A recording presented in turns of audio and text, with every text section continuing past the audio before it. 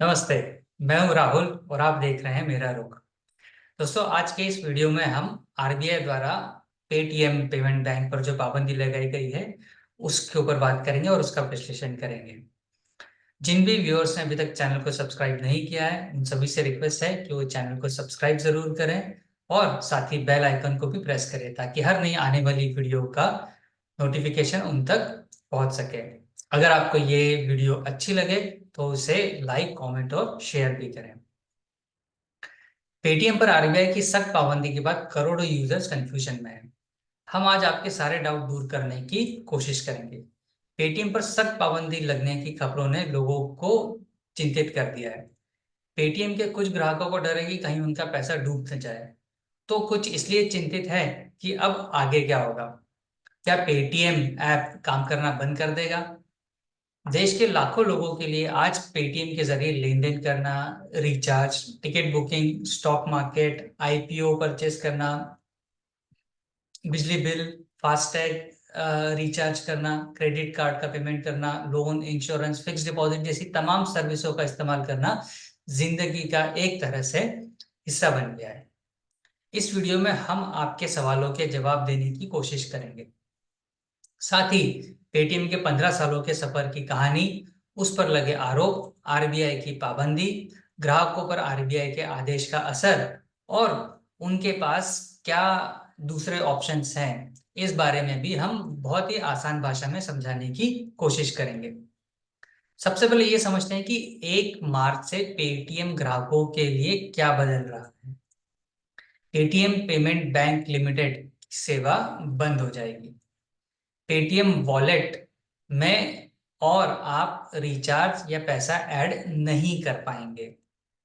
Paytm saving या current account में पैसा जमा करने पर रोक होगी। पेटीएम के फास्टैग पर भी नया पैसा आप नहीं डाल पाएंगे। पेटीएम खाते, वॉलेट या फास्टैग में जमा पैसे का आप इस्तेमाल कर सकते हैं। दूसरे बैंकों से जुड़े वॉलेट या यूपीआई काम करते रहेंगे और पेटीएम ऐप बंद नहीं होगा। पेटीएम ऐप कंटिन्यू काम करता रहेगा। अब समझिए पेटीएम कितने तरह की सर्विस देता है। पेटीएम एक ब्रांड है। ये मुख्य रूप से 3 तरह की सर्विसेज देता है। पहला पेमेंट, दूसरा मर्चेंट और तीसरा फाइनेंशियल सर्विसेज। अब पेटीएम की पेरेंट कंपनी का नाम है 197 कम्युनिकेशन लिमिटेड। इस कंपनी का एक एसोसिएटेड बैंक है जिसका नाम है पेटीएम पेमेंट बैंक। 197 कम्युनिकेशन के पास पेटीएम पेमेंट बैंक के 49% शेयर्स हैं और विजय शर्मा जो कि इसके फाउंडर हैं उनके पास में 51% शेयर्स हैं। आरबीआई ने पेटीएम पेमेंट बैंक लिमिटेड और उसकी सर्विसेज पर रोक लगाई है। Paytm payment bank limited digital banking service जो है वो प्रोवाइड करता है। इसमें सेविंग अकाउंट, करंट अकाउंट और सहयोगी बैंकों के साथ मिलकर फिक्स डिपॉजिट की सर्विसेज देता है। पेटीएम अपनी ज्यादातर सर्विस जैसे वॉलेट, यूपीआई, फास्टैग इन्हीं बैंकों के जरिए देता है। अब समझिए पेटीएम पर क्या रोक लगी है।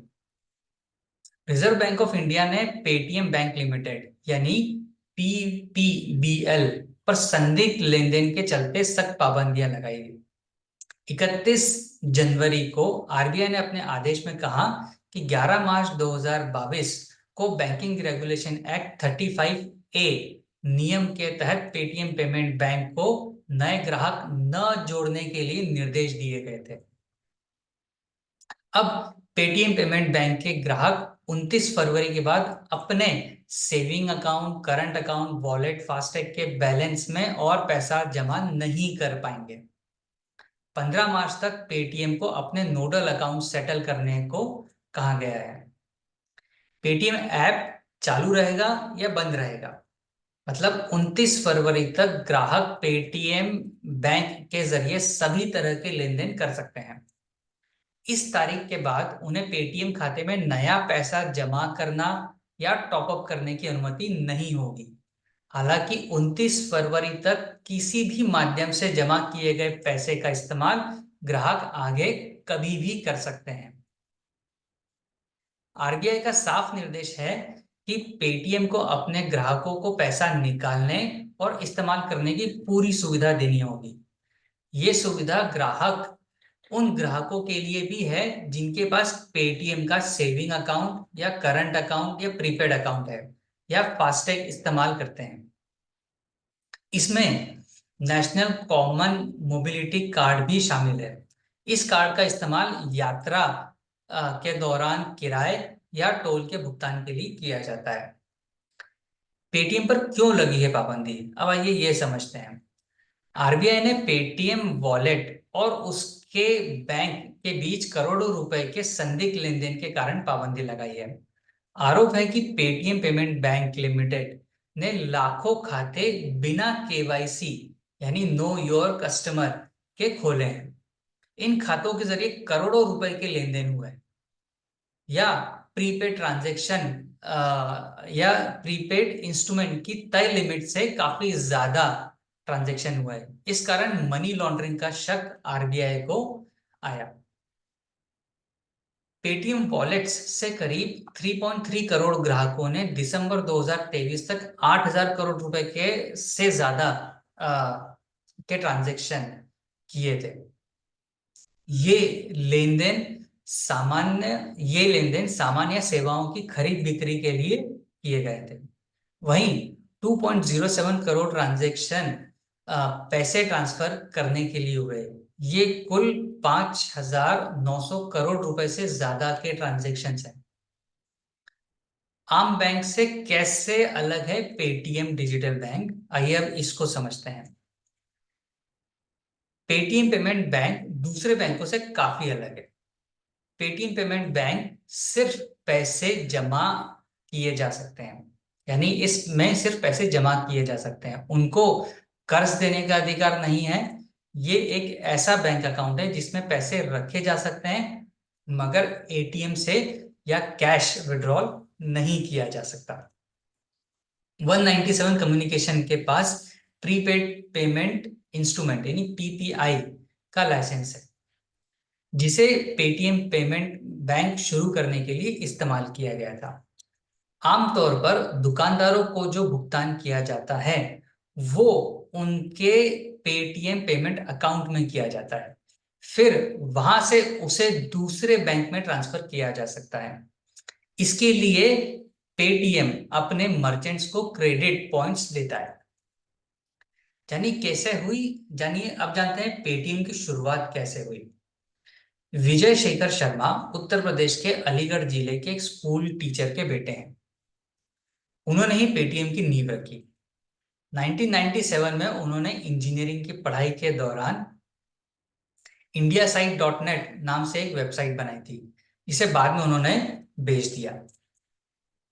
चीनी कंपनी अलीबाबा के फाउंडर जैक मा की सक्सेस स्टोरी पढ़कर विजय शर्मा काफी इंप्रेस हुए। उन्होंने देखा कि कैसे अलीबाबा ग्रुप कंप्यूटर डेस्कटॉप से बाहर निकलकर, उसकी सोच से बाहर निकलकर मोबाइल या स्मार्टफोन की तरफ ज्यादा फोकस कर रहा है। यहीं से उनके दिमाग में डिजिटल पेमेंट का आइडिया आया। पेटीएम का फुल फॉर्म यानी पेमेंट थ्रू मोबाइल है। शुरुआत में पेटीएम ने भारतीय ग्राहकों को मोबाइल से सब्जी, फल, मूवी टिकट खरीदने और भुगतान करने की सुविधा दी। उन्होंने मार्केट प्लेस में पेटीएम के जरिए लेन देन करने की योजना बनाई। इसमें सुई से लेके मोबाइल तक खरीदने बेचने के लिए ऑनलाइन प्लेटफॉर्म बनाया। इसके बाद धीरे धीरे तमाम तरह की सुविधाएं पेटीएम जोड़ता गया और देखते ही देखते पेटीएम एक बहुत बड़ा ब्रांड बन गया। पेटीएम का अब तक का सफरनामा, आइए इसे समझते हैं। कंपनी की आधिकारिक वेबसाइट के अनुसार साल 2009 में विजय शेखर शर्मा ने पेटीएम सेवा की शुरुआत की। तब से आज तक पेटीएम के लगभग 30 करोड़ से ज्यादा ग्राहक बन चुके हैं। लगभग हर साल कंपनी कुछ न कुछ नई सर्विस जोड़ते रहती है। 2012 में पेमेंट गेटवे की शुरुआत हुई, जिसके तहत ग्राहकों को ऑनलाइन पेमेंट करने की सुविधा मिली। 2014 में पेटीएम वॉलेट सर्विस लॉन्च हुई, यहाँ से बिजनेस में तेजी आना स्टार्ट हुआ। 2015 में ग्राहकों को क्यूआर कोड स्कैन करके पेमेंट करने की सुविधा मिली।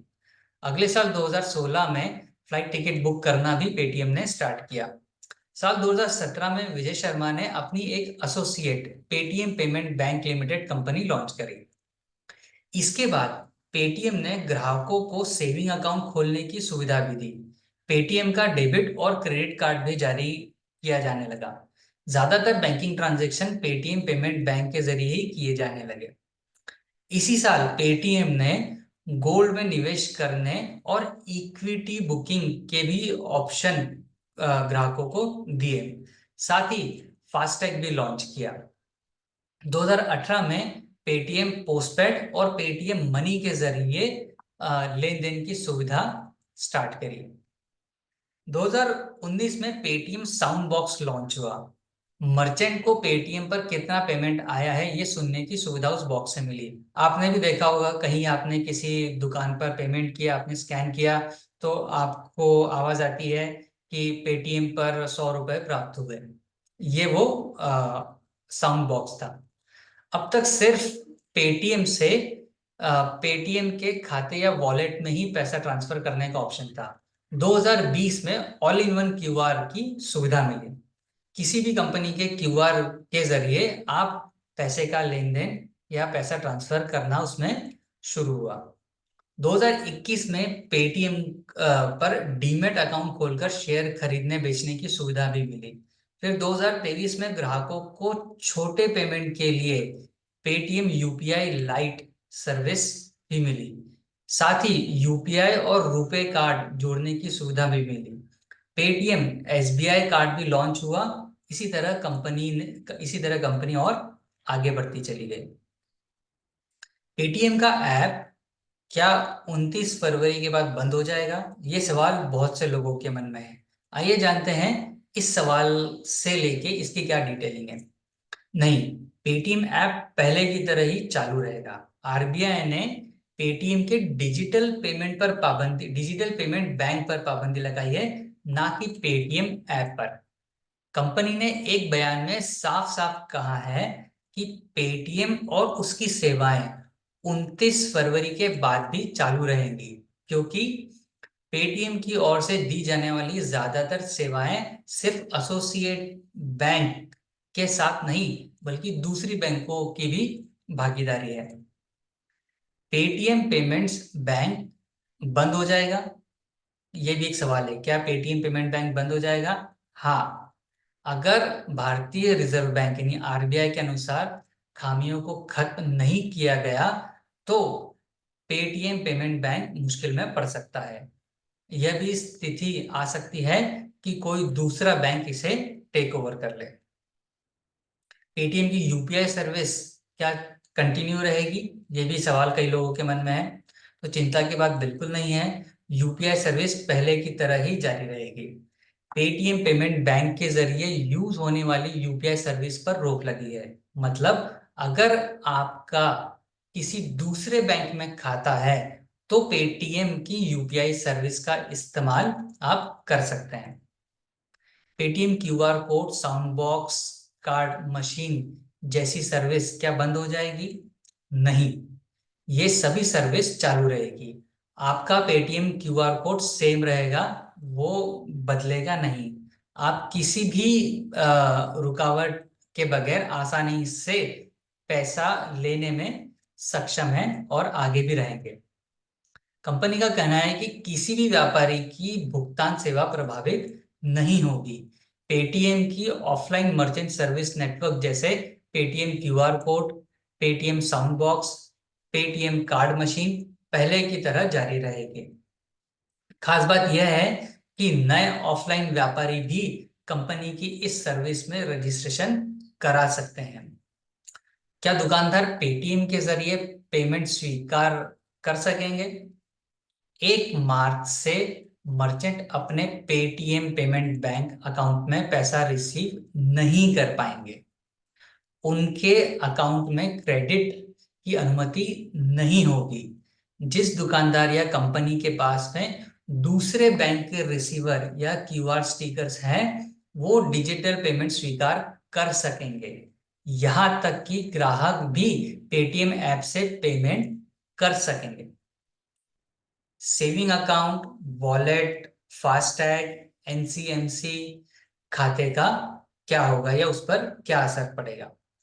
29 फरवरी तक ग्राहक इस सर्विस का इस्तेमाल कर सकते हैं। इन खातों में पैसा भी ऐड कर सकते हैं, मगर 1 मार्च से नया पैसा जमा करने पर रोक होगी। हालांकि जमा किए गए पैसे को भविष्य में कभी भी इस्तेमाल कर सकते हैं, पर आप पेटीएम वॉलेट में नया पैसा ऐड नहीं कर सकते 1 मार्च से। पेटीएम पर म्यूचुअल फंड एसआईपी का क्या असर होगा? अगर आपने पेटीएम से कोई म्यूचुअल फंड एसआईपी रजिस्टर्ड करी है, परचेस करी है, तो उसका क्या असर होगा? पेटीएम मनी ऐप पर सभी ग्राहकों के म्यूचुअल फंड या एसआईपी एकदम सुरक्षित है। इस पर कोई पाबंदी नहीं है। वहां पहले की तरह ही म्यूचुअल फंड खरीदे या रिडीम किए जा सकते हैं। सभी की एसआईपी भी जारी रहेगी। म्यूचुअल फंड एसआईपी का नियंत्रण एएमसी के पास होता है, पेटीएम के पास नहीं। एएमसी मतलब असेट मैनेजमेंट कंपनी, जिस कंपनी में आपने म्यूचुअल फंड परचेज किए हैं। क्या पेटीएम पर अब स्टॉक का लेन देन नहीं हो सकेगा? आरबीआई की ओर से पेटीएम मनी लिमिटेड पर किसी भी तरह की कोई पाबंदी नहीं है, इसलिए पेटीएम मनी ऐप चालू रहेगा। सभी इक्विटी या एनपीएस सेफ हैं। 29 फरवरी के बाद भी खरीदने बेचने की सुविधा जारी रहेगी। कंपनी ने कहा है कि पेटीएम मनी लिमिटेड सेबी के सभी नियमों का पालन कर रहा है। पेटीएम डेबिट क्रेडिट कार्ड का क्या होगा? अगर आपके पास पेटीएम पेमेंट बैंक का डेबिट या क्रेडिट कार्ड है तो इसकी सर्विसेज प्रभावित होगी। पेटीएम के कार्ड के जरिए कोई लेन देन नहीं कर सकेंगे। हालांकि 29 फरवरी तक खाते में जितना बैलेंस है उसको आप इस्तेमाल कर सकते हैं। पेटीएम से गोल्ड खरीदा है तो क्या ये सुरक्षित है? आपका पेटीएम गोल्ड पूरी तरह से सुरक्षित रखा है। इसका आरबीआई की पाबंदी से कोई लेना देना नहीं है, क्योंकि गोल्ड इन्वेस्टमेंट एमएमटीसी पीएएमपी के तहत आता है। हाँ, बस आप किसी भी लेन देन के लिए पेटीएम पेमेंट बैंक के खाते का इस्तेमाल नहीं कर सकते, ये आपको ध्यान रखना है। पेटीएम से लोन या इंश्योरेंस लिया है उसका क्या होगा? पेटीएम से लोन या इंश्योरेंस सेफ है। इसका कारण यह है कि लोन या इंश्योरेंस सर्विस दूसरे बैंकों या और एनबीएफसी के जरिए मिलती है। इसका पेटीएम पेमेंट बैंक से कोई रिलेशन नहीं है। क्या मोबाइल रिचार्ज और बिल जमा करने में पेटीएम में जमा करना क्या मोबाइल रिचार्ज और कोई भी यूटिलिटी बिल पेटीएम से जमा जो लोग करते हैं वो जारी रहेगा? पेटीएम से मोबाइल रिचार्ज, बिजली का बिल, क्रेडिट कार्ड बिल पहले की तरह ही आगे भी जमा कर सकते हैं। इसमें कोई रोक टोक नहीं है। मूवी टिकट, बस ticket, railway ticket, flight ticket की बुकिंग क्या वो प्रभावित होगी? जी हाँ, ये सभी पेमेंट ऐप सर्विसेज हैं। पहले की तरह आगे भी ये सेवाएं जारी रहेगी, इसमें कोई असर नहीं होगा। पेटीएम का शेयर प्राइस लगातार गिर रहा है, तो क्या खरीद लेना चाहिए? ये पूरी तरीके से आप पर निर्भर करता है। आपकी एनालिसिस और आपकी स्टडी के ऊपर निर्भर करता है कि आपको खरीदना है या नहीं खरीदना।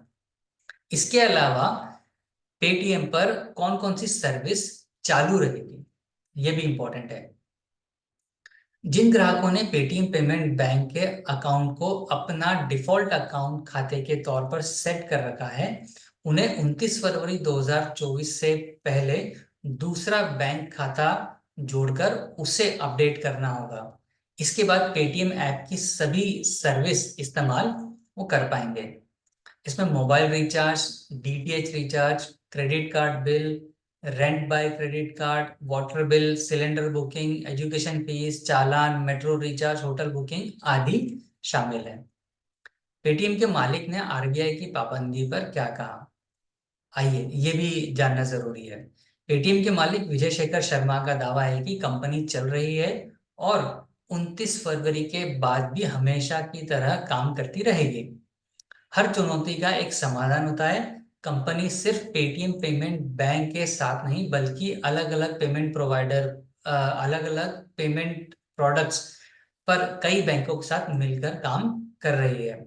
आरबीआई की पाबंदी के बाद कंपनी का मकसद अब सिर्फ दूसरे बैंकों के साथ साझेदारी करके अपना व्यापार बढ़ाना है। उनकी कोशिश है कि पहले की तरह ही सभी सर्विसेज दूसरी बैंकों की मदद से अपने ग्राहकों तक पहुंचाई जाए। ये था विजय शेखर शर्मा जो कि पेटीएम के फाउंडर हैं, उनका कहना आरबीआई ने जो उन पर पेटीएम पेमेंट बैंक पर पाबंदी लगाई है उस पर। ये था इस विषय पर पूरा एनालिसिस, पूरा स्टडी। आई होप आपको आपके सवालों के जवाब इसके अंदर मिले होंगे। अगर आपको ये वीडियो पसंद आए तो उसे लाइक, कमेंट और शेयर करें और चैनल को भी सब्सक्राइब करना ना भूलें। धन्यवाद।